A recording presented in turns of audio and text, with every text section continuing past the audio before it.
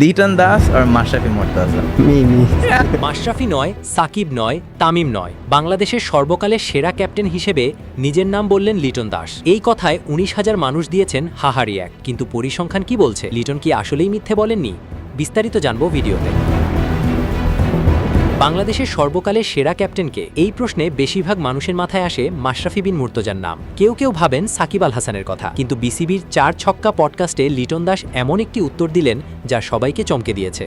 তিনি বললেন নিজের নাম। মাশরাফিকে বাদ দিয়ে তামিম ইকবালকে কেটে দিয়ে লিটন অকপটে বললেন তিনিই বাংলাদেশের সর্বকালের সেরা ক্যাপ্টেন। জেনে শুনে বিতর্ক হবে, তবুও নিজের মনের কথাটাই বললেন। এই সাহসী মন্তব্য সোশ্যাল মিডিয়ায় ঝড় তুলেছে।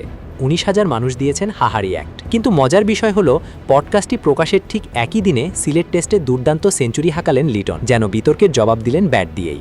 এবার আসা যাক পরিসংখ্যানে, কারণ লিটন কিন্তু মিথ্যে বলেননি। টি-20 ফরম্যাটে যারা ১০-এর বেশি ম্যাচে অধিনায়কত্ব করেছেন তাদের মধ্যে জয়ের হারে সবার ওপরে লিটন দাস। সাকিব, রিয়াদ, মাশরাফি সবাইকে পেছনে ফেলেছেন পরিসংখ্যানে। টেস্টে মাত্র একটি ম্যাচে অধিনায়কত্ব করেছেন, জয়ের হার শতভাগ। ওয়ানডেতে ৭ ম্যাচে জয়ের হার ৪২%। এই ফরম্যাটে মাশরাফি পরিসংখ্যানে এগিয়ে। তবে লিটন নিজেই স্বীকার করেছেন এখনও পথ বাকি আছে।